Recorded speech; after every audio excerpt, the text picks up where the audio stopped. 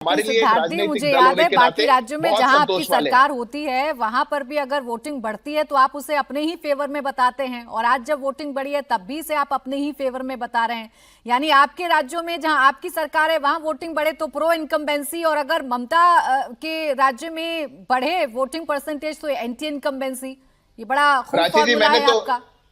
प्राची जी मैंने तो आपको अपना विश्लेषण दिया। अगर आप सहमत नहीं हो इससे कि ये बड़ी हुई वोटिंग जो है ये ममता बनर्जी के लिए पक्ष में की जा रही है, 15 साल से कुशासन के बाद भी जनता बढ़ चढ़कर ममता बनर्जी को वोट दे रही है। आरजेकर और संदेश खाली के लिए होने के बाद भी 90% लोग जाकर के ममता बनर्जी के लिए वोट कर रहे हो। आपको लग रहा हो जहां जॉब्स नहीं हो, जहां लोगों के लिए सुरक्षा नहीं हो, डिग्निटी नहीं हो, जहां लोकतंत्र ना बचाओ, वहां के लोग इतने भारी संख्या में निकल करके ममता बनर्जी को फिर से चुनना चाह रहे हो, सिद्धार्थ तो जी, वो ये आपका आपका विश्लेषण हो विश्लेषण सकता था। है। अब मैंने अपना विश्लेषण रखा है। आप यहाँ बैठकर ये तो कहेंगे नहीं कि हमारे पक्ष में नहीं है। जाहिर बात है आप तो अपनी ही जीत का दावा करेंगे। ऐसा ही दावा अब सोफिया जी भी कर देंगी। अब ये पहचानना मुश्किल है कि भाई वोटर ने चुना किसको है, तो 4 मई को ही तय होगा।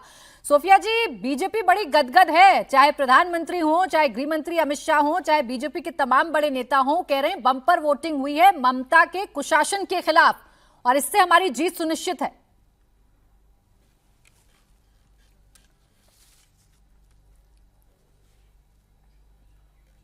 अनम्यूट कर लीजिए सोफिया जी, अनम्यूट कर लीजिए सोफिया जी, अगर आपको आवाज मिल रही है तो। अच्छा चले, मैं सोफिया जी आपके पास आऊंगी। आपकी आवाज मुझ तक नहीं पहुंच पा रही, आप प्लीज अनम्यूट करेंगी तब आपकी आवाज मुझ तक पहुंच पाएगी। आप अनम्यूट कर लें ताकि आपकी आवाज मुझ तक आ पाए। अब बोलें बोलें सोफिया जी।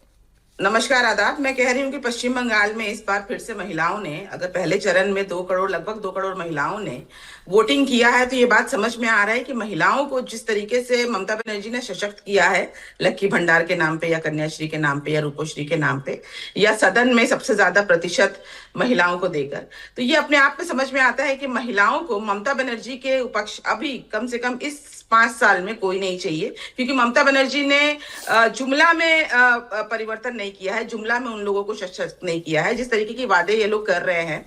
तो देखिए, तुलना करती है ना महिलाएं भाई कि अगर बिहार में क्या हुआ, बिहार में महिलाओं को बोला गया अगर पैसे देने के लिए, या दिल्ली में कहा गया तो क्या किया गया। तो अभी महिलाओं के पास, सबके पास मोबाइल है।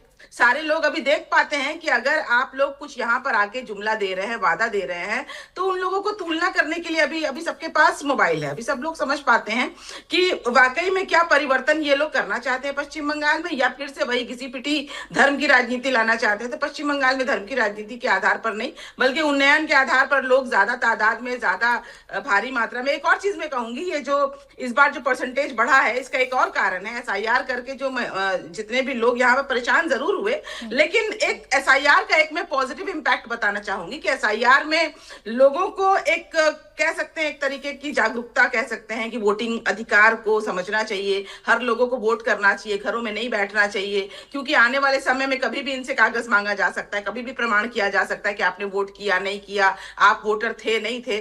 तो ये भी एक कारण है कि लोग ज्यादा भारी भारी वोटर्स जो है वो बाहर निकले और वोट किया। चुनाव तो के आते आते कम से कम SIR का एक फायदा तो TMC के नेता ने गिनाया। यही देखकर अच्छा लग रहा है कि कम से कम वो SIR जो अभी तक आपके निशाने पर रहा करता था, आज एक फायदा तो कम से कम आपको नजर आ रहा है कि SIR की वजह से क्या फायदा हुआ है। भाई बात यह है सोफिया जी, बात यह है, सिद्धार्थ यादव जी अभी मुझे जो अपना आंकलन, अपना जो कैलकुलेशन बता रहे थे, वो ये कह रहे हैं एंटी इनकम्बेंसी की वजह से वोटर बाहर निकला है, परिवर्तन के लिए निकला है, इसीलिए लोग आश्वस्त हैं कि 4 मई को सरकार तो बीजेपी बनाने जा रही है।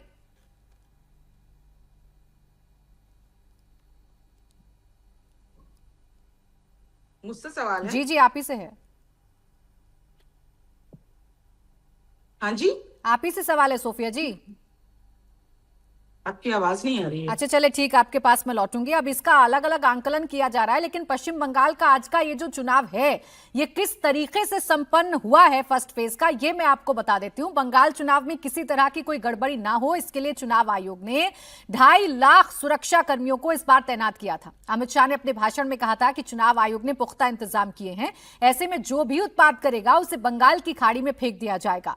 बावजूद इसके मुर्शिदाबाद से लेकर दूसरे कई जगहों पर हिंसा हो गई।